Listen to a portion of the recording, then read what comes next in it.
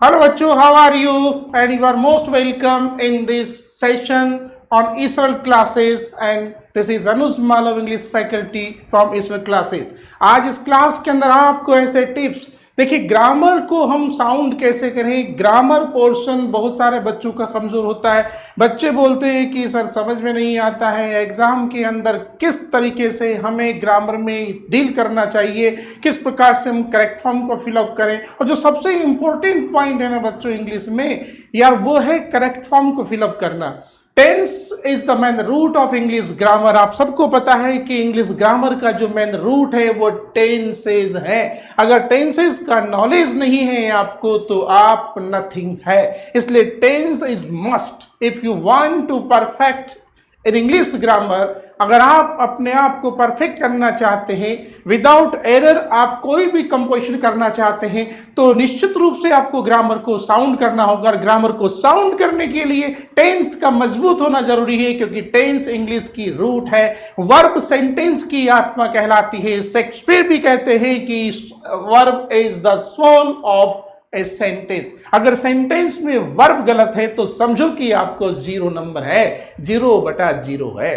तो टेंस को कैसे मजबूत करें, किस प्रकार से टेंस को हमें पढ़ना चाहिए। लेकिन इसके पहले इसरल क्लासेस का रिजल्ट आप देखिए आपके सामने स्क्रीन पर। ये हमारे 10th बोर्ड का शानदार रिजल्ट, ऐसा शानदार रिजल्ट जो बहुत कम देखने को मिलता है। Rare kind of 100 out of 100 in every subject. Maths हो, इंग्लिश हो, एसएसटी हो, साइंस हो, कुछ भी हो, इसरल के बच्चों ने धमाल मचा दिया है। तो ये रिजल्ट आपके सामने है, आप इसको देख सकते। पूरा रिजल्ट आपके सामने है, पूरा 100% स्कोर है और ये आप भी कर सकते हो। ये जो देख रहे हैं ना, ये देखिए, ये आदर्श है, आपके लिए आइडल है और आप भी इनका रिकॉर्ड ब्रेक कर सकते हैं। जी हाँ, आपको ब्रेक करना चाहिए, क्योंकि व्यक्ति खुद का रिकॉर्ड खुद तोड़ता है और आप भी इनकी तरह स्कोर कर सकते हैं। इंग्लिश में 100 में से 100 नंबर आप भी ला सकते हैं। लेकिन कैसे लाएंगे, इसके लिए आइए आप जुड़िए हमारे साथ। और ये जो ग्रामर हम बता रहे हैं आपको टिप्स, किस प्रकार से how to prepare tense in 10th board and किस प्रकार से आप एरर को फाइंड आउट कर सकते हैं एग्जाम के अंदर। ठीक है, 10th क्लास 10th बोर्ड में आप किस प्रकार से नंबर ले सकते हैं। तो let's start English grammar. Tense को हम कैसे सीखें। वर्ब जो है, वर्बियल पार्ट, वर्ब का पार्ट कहीं सारा होता है बच्चों।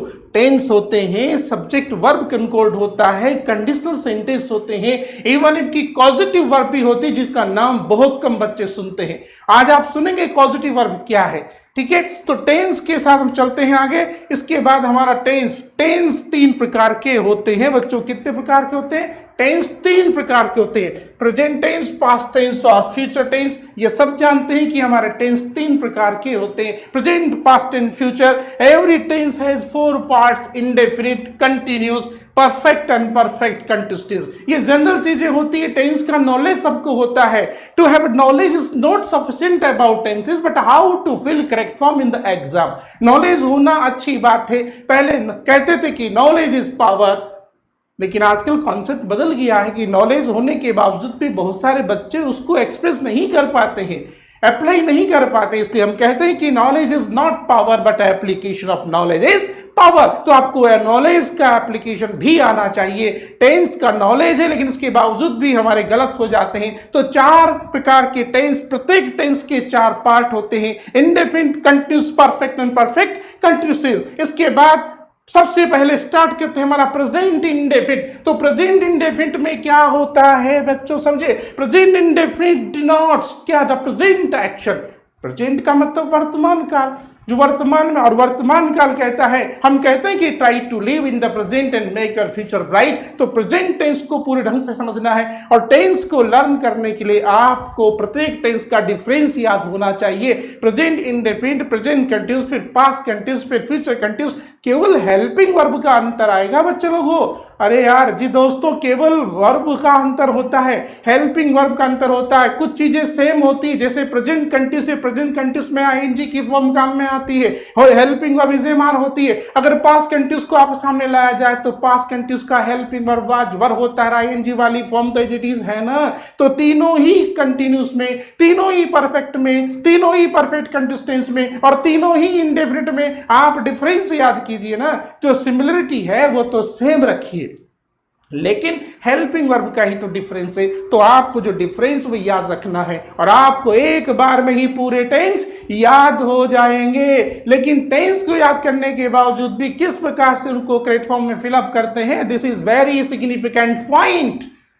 ठीक है, तो वो पहला पॉइंट है इसका, वर्ब की फर्स्ट फॉर्म का यूज होता है। प्रेजेंट इंडेफिनिट में कौन सी वर्ब आती है? वर्ब की फर्स्ट फॉर्म, जी हाँ फर्स्ट फॉर्म। और एक बात याद रखें कि जितने भी वर्ब की फर्स्ट फॉर्म है ना बच्चों, वो सारी की सारी प्लूरल होती है। अगर उसको सिंगुलर करना है तो उसके साथ एस या एस को ऐड करना पड़ेगा, तब जाके वर्ब सिंगुलर हो जाएगी। और ये ग्रेट रूल इंग्लिश ग्रामर का है कि verb is applied in the sentence according to subject of the verb, जैसा करता वैसी क्रिया।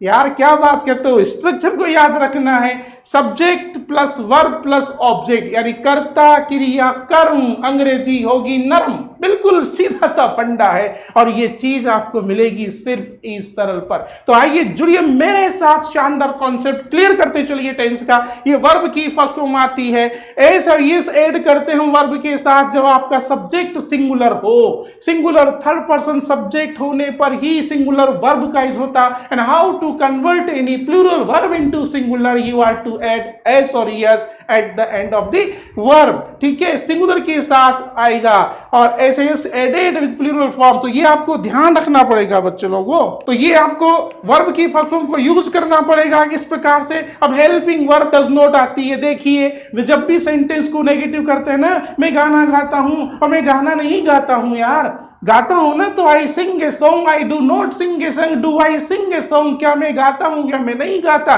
चार सेंटेंस आपको चलाना है, सिंपल, नेगेटिव, इंटरोगेटिव और इंटरोगेटिव प्लस नेगेटिव। इतना सा ध्यान रखना है। जो करेक्ट फॉर्म आने वाली एग्जाम के अंदर वो इन 3-4 सेंटेंस में ही आती है। इसके अलावा कॉम्प्लेक्स, कंपाउंड, कॉम्प्लेक्स और इंपरेटिव सेंटेंस भी होते हैं, लेकिन वो करेक्ट फॉर्म के लिए नहीं पूछे जाते हैं। बिल्कुल दिमाग से निकाल दो। बहुत से बच्चों को टेंशन होती है, वो टेंस भी आ जाएगा, वो सेंटेंस भी आ जाएगा, लेकिन ऐसा कुछ नहीं आता है। अकॉर्डिंग टू रूल चलता है। कॉन्सेप्ट आपका क्लियर है तो कुछ भी हो। क्वेश्चन तो भैया बहुरूपिया होता है, सबको ही पता है ना। तो बहुरूपिया है तो क्या फर्क पड़ता है, क्वेश्चन के रूप बहुत सारे होते हैं, लेकिन उसका तो कॉन्सेप्ट एक ही होता है ना, आंसर तो एक ही होता है यार। एक व्यक्ति कई सारे रूप धारण कर लेता है, लेकिन होता तो व्यक्ति वही है ना। जैसे किसी व्यक्ति का मोहन लाल है, उसको रामलीला में रावण बना दिया जाए, रामलीला में कुंभकर्ण बना दिया जाए, तो भैया वो कुंभकर्ण रावण रूप अलग है, लेकिन है तो मोहन लाल ही ना। तो ये ध्यान रखना है आपको, कुछ नहीं करना है इसके अंदर। और बड़ी बात है हेल्पिंग और डू डज है। अब इसमें भी सिंगुलर फॉर्म के साथ क्या वर्ब आएगी आपको ध्यान रखना है। तो ये वर्ब का फॉर्मेशन बी, एक और प्रेजेंट में बड़ी समझदारी की चीज होती है। एक बी वर्ब होती है जिसकी रूप हमारे इज एम आर होती है, और is am are main verb के रूप में काम में आते हैं। आया समझ में। इसके बाद आता है आपका सिंपल सेंटेंस का स्ट्रक्चर। जी हाँ, ये 4 स्ट्रक्चर आपके पास है। Simple sentence, negative sentence, interrogative, negative plus sentence, और ये चारों ही सेंटेंस के प्रकार हैं, टाइप ऑफ द सेंटेंस जो आपको दिमाग में फिट कर लेना है। तो ये कॉन्सेप्ट आज आपको सीखना ही होगा, चाहे कुछ भी हो। और जब पूरी कंसिस्टेंसी के साथ आप सीखेंगे और एक बार जब टेंस क्लियर हो जाएंगे बच्चे लोगों, तो फिर लिटरेचर का क्वेश्चन हो, फिर आपका कंपोजिशन पार्ट हो, चाहे आर्टिकल राइटिंग हो, चाहे लेटर राइटिंग हो, चाहे रिपोर्ट राइटिंग हो, चाहे डायरी राइटिंग हो, यार any kind of composition you can capable yourself to write anything about any subject. रट्टाफिकेशन की जरूरत नहीं है, ये ध्यान रखना है। आपको फिक्स कर लेना है कि आप रट्टे तोते बनना चाहते हो, पेरेट बनना चाहते हो यार। जी नहीं, आपको लिखना आना चाहिए। कंपोजिशन पावर स्ट्रोंग होगा जब आपको टेंस का नॉलेज होगा। सारा का सारा काम आपका व्यक्त हो जाएगा। जड़ मजबूत है तो बरगद का पेड़ भी मजबूत होती है, जड़ मजबूत है तो बड़ मजबूत होता है, बड़ का मतलब होता है बरगद का पेड़। बरगद का पेड़ आलीशान होता है। आलीशान क्यों होता है? क्योंकि उसकी जड़ें गहराई से जमीन में जमी हुई होती है। तो आपको भी अपने इंग्लिश के बरगद रूपी पेड़ को अगर झालदार शानदार बनाना है तो इसकी जड़ों को मजबूत कीजिए, और वह जड़ है आपका टेंस। ओके, ये जड़ से ही हम बातें हैं, रूट लेवल से फिर कोई अपरूट नहीं कर पाएगा आपको। कहते ना कि जिसकी जड़ें जम गई उसको कोई अपरूट नहीं कर सकता। आया समझ में? इसलिए ध्यान रखना है, संघर्ष कौन करेगा? जिसकी जड़ें मजबूत होती है, जिसको कोई हिला नहीं सकता, वही मजबूत होती है। और इंग्लिश में आपको कोई हिला नहीं सकता, इसके लिए आपको जड़ें मजबूत करनी है। तो ये आपका प्रेजेंट इंडेफिनिट के चारों पार्ट है बच्चों। आया समझ में? और ये सिंगुलर सब्जेक्ट के साथ में वर्ब सिंगुलर आती है, बिल्कुल फंडा है इंग्लिश ग्रामर में, यही आपको चलना है। How to use correct form, प्रत्येक टेंस को यूज करने का तरीका है। प्रेजेंट इंडेफिनिट को सीखने के बाद में उसका यूज कैसे करना है, how to fill the correct form, ये रूल आपके सामने है। रूल नंबर फर्स्ट है, इफ द सेंटेंस एक्सप्रेस है यूनिवर्सल ट्रूथ। बिल्कुल फिक्स बात है ना। कई सारे बातें ऐसी होती है दुनिया में, यहाँ जो हमको पता है कि सूरज कहाँ उदय होता है, ठीक है, ईस्ट में, कहाँ अस्त होता है, वेस्ट में। पानी का क्या होता है? पानी अमृत है। दूध सफेद होता है, खून लाल होता है। यूनिवर्सल बातें हैं दुनिया में यार, कई सारी बातें ऐसी जिनको कोई कॉन्ट्राडिक्ट नहीं कर सकता, जिनको कोई झूठा साबित नहीं कर सकता।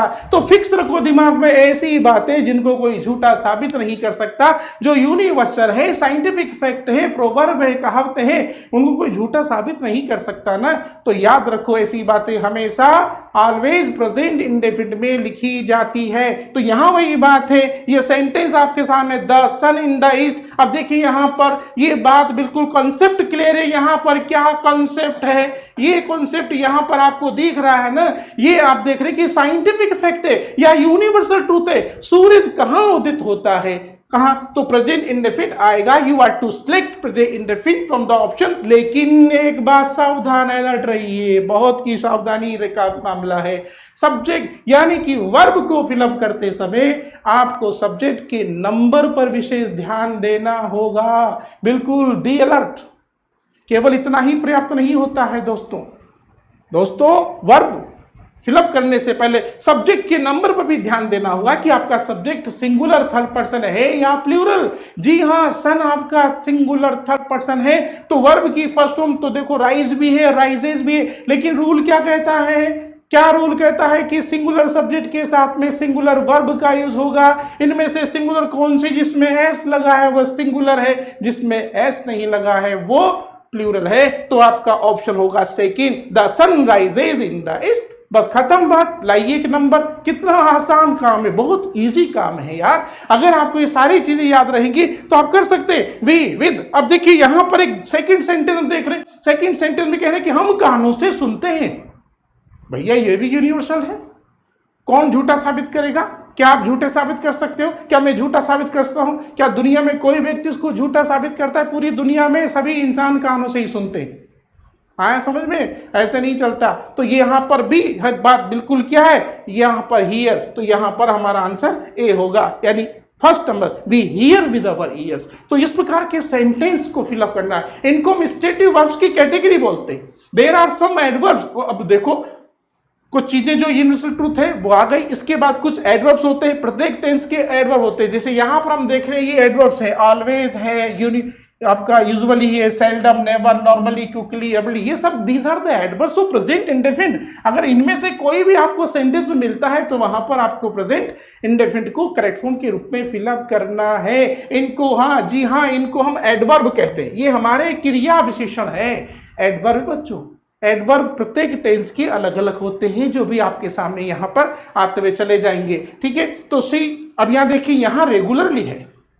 अब सेंटेंस मान लीजिए एग्जाम में आया है आपके पास में, यहां रेगुलरली है, और रेगुलरली किसको डिनोट करता है? प्रेजेंट इंडेफिनिट को। ये आपको याद होना चाहिए। Regularly denotes present indefinite. और फिलअप करने से पहले आपको सी देखना है, सब्जेक्ट आपका सिंगुलर थर्ड पर्सन है तो कौन सी वर्ब आएगी, do not attend, does not attend, is not attend, had not attended, तो ये प्रेजेंट इंडेफिनिट आता है। यहाँ का second option does not attend right होगा क्योंकि सी यहाँ पर सिंगुलर थर्ड पर्सन है। अगर कोई बहुवचन प्लूरल सब्जेक्ट होता तो डू नॉट अटेंड राइट हो जाता। तो सब्जेक्ट के नंबर पर भी से ध्यान देना है आपको, बिल्कुल अलर्ट रहना होगा, नहीं तो थोड़ी सी स्लिप मिस्टेक हुई ने आपका 0 नंबर हो जाएगा। तो ग्रामर में बिल्कुल बहुत ही आपको प्रूफ होके और शानदार तरीके से चलना होगा, ठीक है। इसके बाद आगे चलते हैं। इसके बाद देखो कुछ स्पेशल वर्ब है जो आपके सामने यहां पर है, जिनके बारे में आपने सुना ही होगा। ये जितनी भी वर्ब होती है ना बच्चे लोगों, इनको हम स्टेटिव वर्ब कहते हैं। स्टेटिव वर्ब जो हमारी ज्ञानेंद्रियों से जुड़ी हुई है ना यार, जैसे आंख का काम परमानेंट का, आंख का परमानेंट काम क्या है, सी, वॉच नहीं है, लुक नहीं है। कान का परमानेंट काम क्या है, हियर करना। हमारे कान का परमानेंट काम है, हमारी जो ज्ञानेंद्रियां हैं, सेंसेस हैं, इनका फिक्स काम होता है भाई, होता है कि नहीं होता है। अब जैसे आपकी आंख है, अब आंख का काम क्या है, इसका स्वाभाविक वर्क क्या है, what is the natural work of I, what is the natural work of year, what is the natural work of tongue, क्या है जो टेस्ट है। जैसे हम सुनते हैं कभी कभी, अब देखा कि आंख से हम देखते हैं, सड़क पर चलते समय हमें बहुत सारी चीजें ऐसी देखनी पड़ जाती है जिनको हम देखना नहीं चाहते हैं। क्या देखना चाहते हो, नहीं देखना चाहते, लेकिन आंख तो अपना काम करेगी ना, कि जानबूझ के थोड़ी देखा आपने। वॉच करना अलग चीज है, सी करना। तो सी जो वर्ब होती है, SEE, ये हमारी स्टेटिव वर्ब की कैटेगरी है। ये आंख का परमानेंट काम है। ये वॉच जो है ना, वॉच, ये वॉच आंख का परमानेंट काम नहीं है। वॉच अलग कंडीशन है, सी अलग कंडीशन है। इसी प्रकार हियर अलग कंडीशन है, लिसन अलग कंडीशन है। डिफरेंस है सबके अंदर अलग अलग। तो ये भी, ये इस प्रकार की वर्ब को हम स्टेटिव वर्ब कहते हैं। तो जितने भी verb belong, wish, desire, know, I know you, मैं तुम्हें जानता हूं, हम ये नहीं कह सकते I can't say that I am believing you, मैं तुम पर विश्वास कर रहा हूं, अभी थोड़ी देर बाद नहीं करूंगा। आई एम फीलिंग, मैं महसूस कर रहा हूं कि यू आर गुड, नहीं, I feel you are good, मैं महसूस करता हूं कि तुम अच्छे हो। I can't say that I am feeling that you are good, मैं महसूस कर रहा हूं कि तुम अच्छे हो। तो these stative verbs are not written in present continuous, these verbs are always written in present indefinite. Fix कर दो, ये स्टेटिव वर्ब है बच्चों, ओके। तो इनको कहां कहां होता है इस प्रकार से। अब प्रेजेंट कंटिन्यूस की बात करते हैं। प्रेजेंट कंटिन्यूस में देखिए हेल्पिंग वर्ब क्या है, इजेमा। यही इजेमा प्रेजेंट इंडेफिनिट में भी थी मेन वर्ब के रूप में, लेकिन यही यहां पर हेल्पिंग वर्ब के रूप में भी आएगी बच्चों। ये हेल्पिंग वर्ब है यहां पर, और वर्ब के साथ आईएनजी वाली फॉर्म का यूज करते हैं हम। किसका यूज करते हैं, ये रही आपकी वर्ब की फर्स्ट फॉर्म प्लस आईएनजी। जैसे प्रेजेंट कंटिन्यूस है, ऐसे ही पास्ट कंटिन्यूस होगा। पास्ट कंटिन्यूस में भी आईएनजी वाली फॉर्म काम आएगी, लेकिन यहां पर वाजवर हो जाएगा। तो प्रेजेंट कंटिन्यूस में, पास्ट कंटिन्यूस में अंतर क्या हुआ, बस यही अंतर आपको याद रखना है। बाकी आईएनजी वाली फॉर्म तो दोनों में एक साथ आएगी। ऐसे ही फ्यूचर कंटिन्यूस होता है। तो समझ में आ रहा है ना दोस्तों, कहना है भाई बिल्कुल फंडा तरीका, फंडामेंटल पॉइंट्स की किस प्रकार से सारे टेंस को हमें एक निश्चित डेफिनेट ऑर्डर में याद रखना है। बस एडवर्ब आपको याद रखना है। अब ये 4 स्ट्रक्चर आते हैं, इसके बाद में इसका यूज करेंगे हम हाउ टू करेक्ट फॉर्म के रूप में। तो ये इसके एडवर्ब है, देखिए प्रेजेंट कंटिन्यूस के एडवर्ब है। तो प्रेजेंट कंटिन्यूस के एडवर्ब ये देखेंगे, at this time, at moment, now days, these days, now today, ये these are the adverbs of present continuous. If you get any one of them in the sentence, you are to use present continuous in the sentence.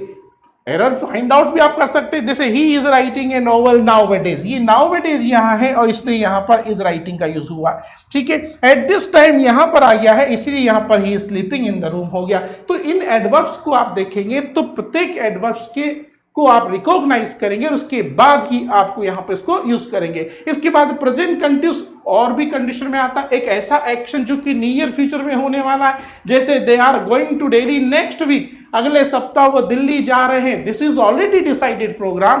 तो already decided programme को denote करने के लिए भी going to verb का present continuous में use होता है, लेकिन ये बहुत कम लोगों को याद होता है। आप याद रखिए, इस प्रकार के सेंटेंस भी एग्जाम में आ जाते हैं। Indian team is going to play a match tomorrow. अब कल टुमारो क्या मैच होने वाला, ये पहले से अंडरस्टैंड है और पहले से ही फिक्स होता है। तो जो चीज पहले से फिक्स होती है बच्चों, उसको भी हम प्रेजेंट कंटिन्यूस में लिखते देखते हैं। आगे बात समझ में आ रहा है, कॉन्सेप्ट क्लियर हो रहा है सबको? बिल्कुल आपको बिल्कुल इसको पूरे ध्यान से समझना होगा, क्योंकि ये वो टिप्स है जो आपको सर्वत्र एवरीवेयर नहीं मिलेंगे। सीखे, इसको आप सीखते रहिए, दिमाग में फिट कर लो कंसेप्ट कि एडवर्ब को रिकॉग्नाइज करना है, दिमाग में फिट कर लो, एग्जाम इसको खोलो, सेंटेंस को पढ़ो और फिर उसको डिमांड समझो और फिर टेंस को समझने के लिए एडवर्ब को रिकॉग्नाइज करो और फिर उसमें करेक्ट फॉर्म यूज करो। सब्जेक्टिव ऑब्जेक्टिव फॉर्म दोनों में ही आ जाते हैं। लुक है, अब एक और आता है यहाँ, इमीडिएट प्रेजेंट को डिनोट करने के लिए भी प्रेजेंट कंटिन्यूअस आता है। ऐसा कार्य जिसको हम आंखों के सामने हमारी आंखों से होता हुआ देख रहे हैं। द काव is running on the road. Look देखो, तो इन चीजों को बताने के लिए दो वर्ड होते बेटा, लुक और लिसन। अगर सेंटेंस के शुरू में है तो समझो कि वह इमीडिएट प्रेजेंट का लक्षण है, आप उसको समझेंगे। लुक देखो, द काव is running on the road. देख देख देख, गाय सड़क पे भाग रही है। और सुन यार, बाथरूम में वो कुछ गा रहा है। This is immediate action. तो इमीडिएट एक्शन को शो करने के लिए भी प्रेजेंट कंटिन्यूअस आता है। ठीक है, इसके बाद में आगे बढ़ते हैं, प्रेजेंट परफेक्ट आता है। प्रेजेंट परफेक्ट की हेल्पिंग वर्ब क्या है? ये कंप्लीशन ऑफ वर्क को बताता है, कार्य समाप्त हो चुका है। मैंने पानी पी लिया है, मैं पानी पी चुका हूं। बिल्कुल सिंपल बातें यार, ट्रांसलेट भी कर सकते हो ना। मैं पानी पी चुका हूं, आई हैव ड्रंक वाटर, खत्म बात। करना कुछ नहीं है। हेल्पिंग वर्ब क्या है इसकी? Has a. ये हैज ए हेल्पिंग वर्ब है। सिंगुलर सब्जेक्ट के साथ में हैज और प्लूरल के साथ हैव का जुगा और वर्ब की थर्ड फॉर्म इसमें आएगी। तो आपका जो हैज है, हैज हैव है, हैज हैव के बाद हमेशा वर्ब का थर्ड फॉर्म होता है। और अगर मैं यहाँ की हेड का यूज कर दूं, हेड प्लस थर्ड फॉर्म, तो पास्ट परफेक्ट बन जाएगा। Shall have will have plus third form कर दूंगा तो वह फ्यूचर परफेक्ट हो जाएगा। आया समझ में? तो तीनों परफेक्ट को याद करने का तरीका भी बिल्कुल सेम है। तीनों की हेल्पिंग वर्ब याद रखो, थर्ड फॉर्म बिल्कुल एज इट इज तीनों में आती है और तीनों के एडवर्ब अलग अलग आपको याद रखने हैं। तो ये आपका प्रेजेंट परफेक्ट है। हेल्पिंग वर्ब हैज है, वर्ब की थर्ड फॉर्म का यूज होता है। We can call it past participle form of the verb. Third form को ही हम पास्ट पार्टिसिपल कहते हैं। ओके, तो ये हुआ प्रेजेंट परफेक्ट। और उसके बाद आपका ये प्रेजेंट परफेक्ट के चारों स्ट्रक्चर। और देखिए इसके भी ये रूल है, ये एडवर्ब है। प्रेजेंट परफेक्ट के एडवर्ब है already, just, this morning, this evening, recently, so far, till now, just now, lately, several times. ये सब क्या है भैया? ये प्रेजेंट परफेक्ट के एडवर्ब है। बस यही तो याद करने हैं यार, यही तो मिलेंगे आपको सेंटेंस में और इन्हीं से पता चलेगा कि प्रेजेंट परफेक्ट आने वाला है। देखिए फॉर एग्जांपल, ऑलरेडी, जस्ट, एक नॉट याद रखना कि ऑलरेडी और जस्ट दो एडवर्ब का यूज सेंटेंस में मेन वर्ब और हेल्पिंग वर्ब के बीच में होता है, यट हमेशा नेगेटिव सेंटेंस में आता है। ये एक स्पेशल रूल इनके साथ है। I have already told you that I am not guilty. ये देखो ऑलरेडी कहां पर आया है? ये मेन वर्ब की, ये वर्ब की थर्ड फॉर्म है और ये आपका हेल्पिंग वर्ब है, ये थर्ड फॉर्म है। दोनों के बीच आ गया है ऑलरेडी। तो हमने क्या कहा कि जस्ट और ऑलरेडी का यूज मेन वर्ब और हेल्पिंग वर्ब के बीच में होता है। ओके, ये ध्यान रखना है आपको। तो ये तो इन एडवर्ब्स को आप रिकॉग्नाइज करेंगे, इसके साथ ही आपका सेंटेंस चला जाएगा। नेक्स्ट सेंटेंस आता है कि present perfect is used with it is in the sentence. देखो, it is 3 years since I have seen, यानी कि किसी व्यक्ति से मिला हुआ कि मुझे 3 वर्ष हो गए हैं कि उसे मिला हुआ। तो जब सेंटेंस इट इज टाइम से शुरू हो और उसके बीच में सिंस आया हुआ हो तो समझ लो कि सिंस के बाद हमेशा प्रेजेंट परफेक्ट आता है। ये दिमाग में फिट कर ले, बिल्कुल फिक्स कंसेप्ट है ये प्रेजेंट परफेक्ट का। इस प्रकार के सेंटेंस भी एग्जाम में आ जाते हैं, जैसे it is 2 months since I have smoked cigarette. कोई भी काम करे मुझे 2 महीने हो गए। तो इस प्रकार के सेंटेंस जो इट से शुरू होते हैं, प्रेजेंट में हो तो सिंस से जुड़े हुए हैं, तो उसके बाद हमेशा प्रेजेंट परफेक्ट आता है। ओके, इसके बाद आता है आपका present perfect continuous. Present perfect continuous का मतलब होता है ये ऐसा एक्शन है जो शुरू होता है पास्ट में, वर्तमान तक, प्रेजेंट तक जारी रहता है, ऐसा कार्य बताता है। Present perfect continuous tense denotes the action that is started in the past but still continues in the present. भूतकाल से प्रारंभ होकर वर्तमान काल तक चलता है। इस प्रकार के टेंस में वर्किंग टाइम दिया हुआ होता है। Working time is given in such kind of tense. Rule आता है इसका भी, हेल्पिंग और हैज बीन हैव बीन का यूज होता है, सिंगुलर के साथ हैज बीन, प्लूरल के साथ हैव बीन, और कंटिन्यूस है इसलिए वर्ब की आईएनजी वाली फॉर्म काम में आती है। वर्किंग टाइम दिया जाता है। वर्किंग टाइम भी दो प्रकार का होता है। एक तो होता है बेटा पॉइंट ऑफ टाइम। क्या होता है? एक तो होता है आपका पॉइंट ऑफ टाइम और एक होता है आपका period of time.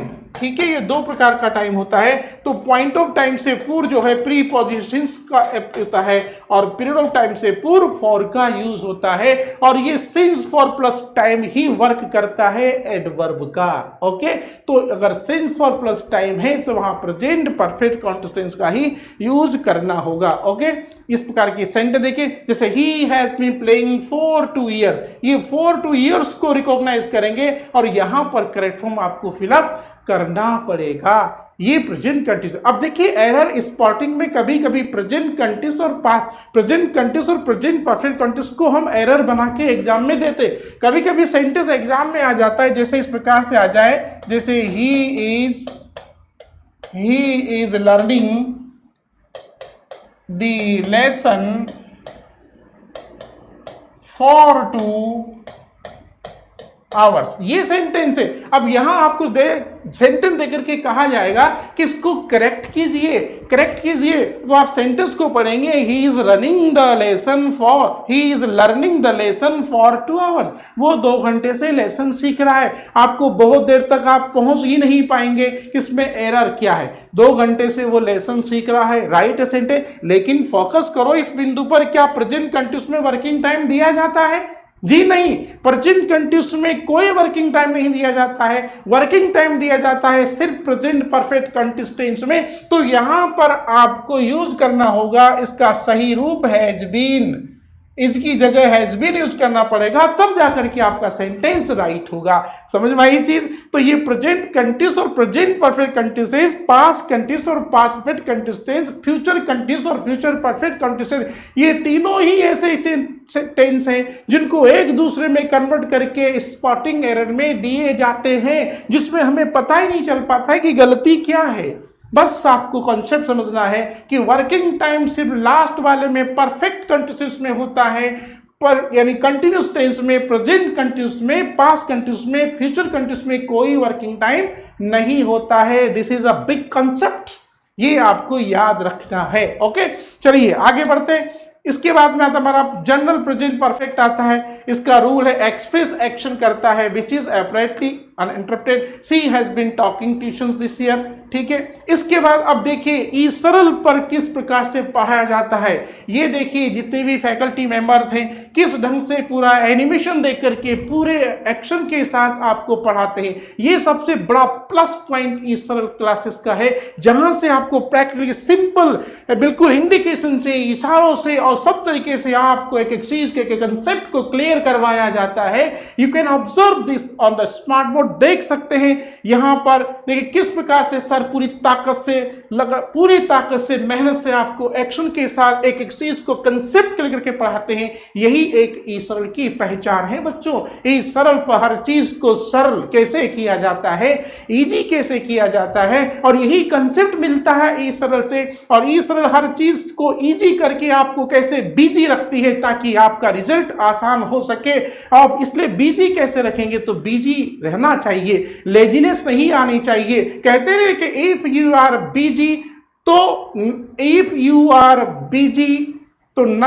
Everything easy, if you are lazy nothing is easy. ध्यान रखना, तो हर चीज को इजी करने के लिए यहां पर इस प्रकार से आपको टीचिंग मेथड ये समझिए आप किस प्रकार से पूरी ताकत से पढ़ाया जाता है। इसके बाद आता है हमारे ये कोर्सेज हैं इस सरल के चैम्प 2025। देखिए 10th अपीयर बच्चे जो 10th बोर्ड का एग्जाम देने वाले हैं, बिल्कुल ध्यान से इसको कॉन्सेप्ट समझे। चैम्प उन बच्चों के लिए हमारा कोर्स चैम्प 25, जिसके अंदर आपको सब कुछ मिलेगा। Teachers of 5 all India rank जो पढ़ाने वाली फैकल्टीज है, क्या को टीचर आपको मिलेंगे यहाँ पर देखिए। 5 ऑल इंडिया रैंक जिनकी है और 55K plus IITs and doctor जिन्होंने तैयार किए हैं अब तक पूरे देश के अंदर, ये बड़ा अचीवमेंट है, ये सब जगह नहीं मिलता है। और डेली लाइव क्लास आपको मिलेंगे, डेली रिकॉर्डेड क्लासेस आपको मिलेंगे, 5 लेड मेंटरशिप भी आपको इसके अंदर प्राप्त होंगे, 5 लेड डाउट सॉल्विंग सेक्शन आपको मिलेंगे, सारे सब कुछ complete, you will get everything in this course and get 95+ in boards. और आप इस सबको लेकर के यहां पर 95% गेन कर सकते हैं और ओवरऑल डेवलपमेंट आपका इसमें किया जाएगा। तो जी हाँ, तो बहुत फुर्ती से आप जो भी 10th क्लास के बच्चे हैं वो, और आप में से कोई IIT JEE में जाना चाहते तो उसके लिए हमारा है Agni JEE NEET 2027 10th class plus JEE integrated course. ये हमारा इंटीग्रेटेड कोर्स है जिसमें आप यू कैन टेक एडमिशन, जिसके अंदर आपको मिलेंगे teachers of 3 all India rank first, 30K plus IITians, daily live class इसमें भी आपको मिलेंगे, पूरी रिकॉर्डेड लेक्चर करेंगे, 5 लेड पर्सनलाइज्ड मेंटरशिप एंड 5 लेड doubt solving section, olympiads, overall development, सारी की सारी तैयारी आपको मिलेगी। और आप JEE को और नीट को फाइट करना चाहते भी से तो प्लीज टेक एडमिशन। आप अपने इस कोर्स में जो हमारा अग्नि JEE नीट 27 है इसमें आप एडमिशन ले सकते हैं। ओके, चलिए इसके बाद आगे बढ़ते हैं हम। इसके बाद आता है हमारा past tense. Past tense, past बिल्कुल सिंपल है। पास्ट का मतलब जो गुजर गया वो पास्ट है ना यार। बहुत से लोग कहते हैं कि जो गुजर गया सो गुजर गया, गुजरी बात सुनावे क्यों, खुश रहने वालों के चेहरे पर गम की बदली छाई क्यों। तो भैया जो पास्ट है वो पास्ट है यार। पास्ट जो गुजर गया तो पता ही कि जो पास्ट टाइम है, जो ऐसा एडवर्ब जो पास्ट टाइम को बताता है, अगर वो सेंटेंस में आपको मिलता है तो वहां पर आपको आसानी से पास्ट टेंस ही फिलअप करना है। तो ये past indefinite, past simple we can call it, second form का यूज होता है। पास्ट इंडेफिनिट के सिंपल सेंटेंस में you are to use second form of the verb, but when you convert the sentence into negative और interrogative तो you are to apply helping of did. एक ही तो हेल्पिंग वर्ब है यार, singular subject हो चाहे प्लूरल सब्जेक्ट हो, सबके साथ आपको किसका यूज करना है, डिड का ही यूज करना है। और डिड के बाद हमेशा वर्ब की फर्स्ट फॉर्म ही आती है। तो फॉर्मेशन ऑफ बी क्या होता है इसमें, देखो प्रेजेंट टेंस में यहाँ इज ए मार था, लेकिन यहाँ पास्ट टेंस में वाज वर्ब का यूज होता है था थी थे के सेंस में। जब था थी की बात आती है, जैसे स्वामी विवेकानंद महान व्यक्ति थे तो Swami Vivekananda was a great person, Mahatma Gandhi was a good leader, तो वाज का यूज मेन वर्ब के रूप में होता है। तो बी का फॉर्मेशन पास्ट इंडेफिनिट में वाज वर्ब होता है। ठीक है, इसके बाद आता है हमारा ये इसके चारों स्ट्रक्चर हैं। और पास्ट इंडेफिनिट में कहां कैसे एडवर्ब यूज होते हैं, जो पास्ट टाइम को बताने वाले यस्टरडे, लास्ट वीक, वंस एगो, डे बिफोर, ये सब क्या है, बीते हुए सन 2001 6 ऑफ जो भी टाइम निकल गया है वो पूरा का पूरा पास्ट होता है। इतिहास से जुड़ी हुई सब चीजें पास्ट है। तो सेंटेंस में आपको देखना है कि वहां आपका सेंटेंस क्या होगा और किस प्रकार, जैसे यहां यस्टरडे आ गया। अब जैसे सेंटेंस है एन एक्सीडेंट, ये टुक है, टुक प्लेस, ये यस्टरडे है। अब जैसे सेंटेंस आपके पास यहां पर है, जैसे ही सेंटेंस है ना एक्सीडेंट टुक प्लेस यस्टरडे, यहां टुक सेकंड फॉर्म क्यों है, क्योंकि यहां पर यस्टरडे है। Last month, last Monday I finish the lesson, तो फिनिश्ड क्यों आया यहां पर सेकंड फॉर्म, क्योंकि यहां पर पास्ट टाइम को बताने वाला लास्ट है। ठीक है, तो इस प्रकार से प्रत्येक टेंस के एडवर्ब को आपको याद रखना होगा। ठीक है, इसके बाद हम चलते हैं आगे पास्ट। अब देखो पास्ट इंडेफिनिट की ये एक और स्पेशल कंडीशन होती है बच्चों, if I wish, if only, would rather, would that are used in past simple। अगर सेंटेंस की शुरुआत में I wish, if only, would rather आता है तो वहां पर पास्ट इंडेफिनिट ही आता है। हिंदी अर्थ करते समय जब तो सेंटेंस प्रेजेंट की तरफ जाएंगे, कितना अच्छा होता काश में धनवान होता, जैसे I wish I were a millionaire, would that I knew her, काश में उसे जानता। ये बात मैंने क्यों बोली, काश में उसे जानता, मैं नहीं जानता उसको तभी तो बोल रहा हूं। तो कल्पनात्मक पोजीशन है। तो सेंटेंस की शुरुआत में वुड दैट आता है, आई विश आता है, इफ ओनली आता है, तो बाद में सेंटेंस पास्ट सिंपल में ही होगा। ये पास्ट सिंपल का फंडा है। इसी प्रकार से प्रत्येक टेंस के एडवर्ब आपके पास आपके दिमाग में होने चाहिए।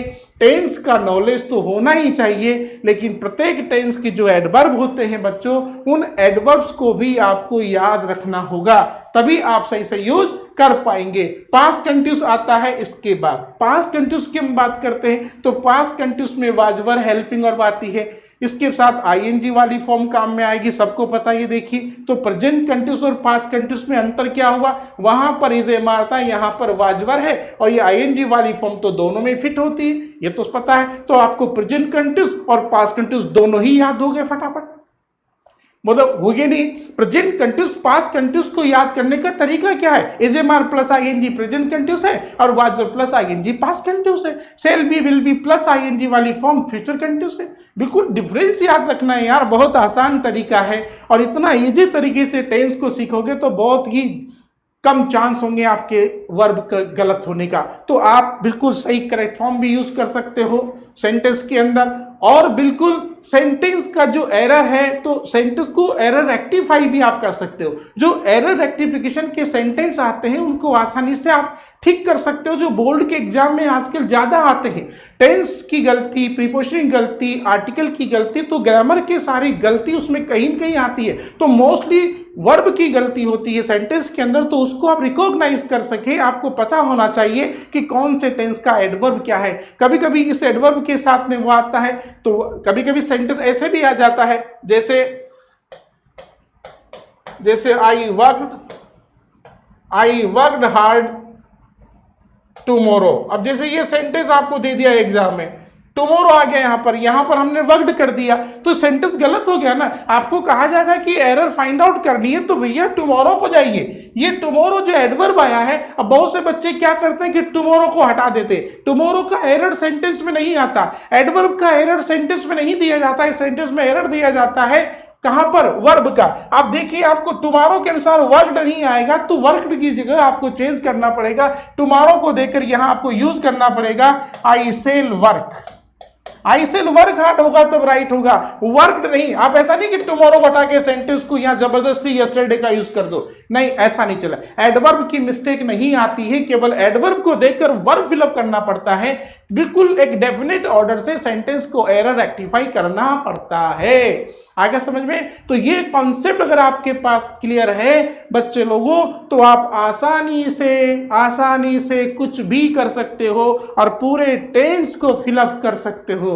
तो ये कॉन्सेप्ट है टेंस को सीखने का, कि टेंस का नॉलेज लें और फिर उसको अप्लाई करें, और अप्लाई किया जा सकता है एडवर्ब को दिमाग में रख करके, क्योंकि प्रत्येक टेंस के एडवर्ब अलग अलग होते हैं। I hope that you have completely understood this concept and fix your mind if you want to fill the correct form properly in the board exam. Now I hope that you can do this. Thank you very much. Wish you all the best.